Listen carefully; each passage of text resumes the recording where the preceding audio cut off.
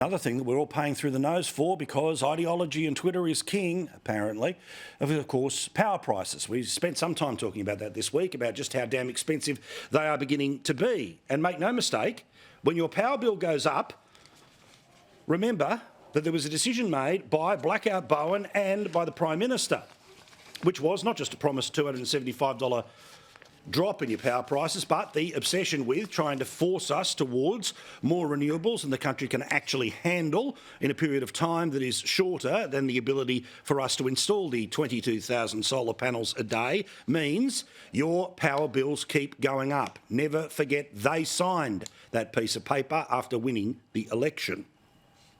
Meantime, I hate to say we're right, but remember when for years on this program and in this station, we talked about when the Liddell coal-fired power station was eventually decommissioned in New South Wales, that power prices would increase.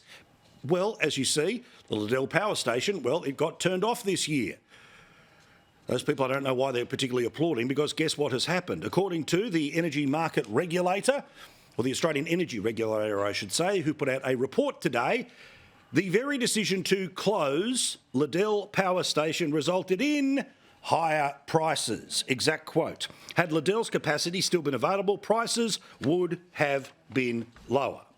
So rather than trying to find a way to extend the life of the technology that has delivered us low prices for a long period of time, at a time when prices are going up, in part because of the tens of billions, or hundreds of billions actually, of dollars worth of infrastructure that needs to be built to get us from the 20th to the 22nd century when it comes to electricity. And as soon as you speed that up, you've got to pay for the infrastructure. Welcome to the cost of transition. You were right, we were right, they don't care.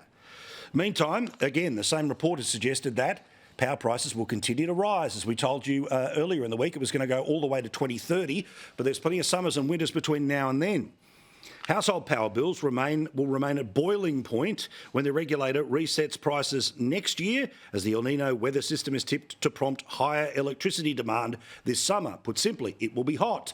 Why? Because we're in the dry phase of the climate, not the wet seasons of the climate, and that means summers get more brutal. The report says that wholesale energy prices are set to remain elevated and have been revised up for the first half of next year, putting in doubt Labor's pre-election claim that its climate energy policies would cut household bills by $275 by 2025. Oh, thanks, Scoop. We all knew that that was bulltish the second that it was said. These were all of the new wrappings and the lipstick on the pig to sell the same policy that we rejected when it was with Bill Shorten, but for some reason Australia accepted when it was Albanese. It's our own madness. We've done it to ourselves, but we continue to fight.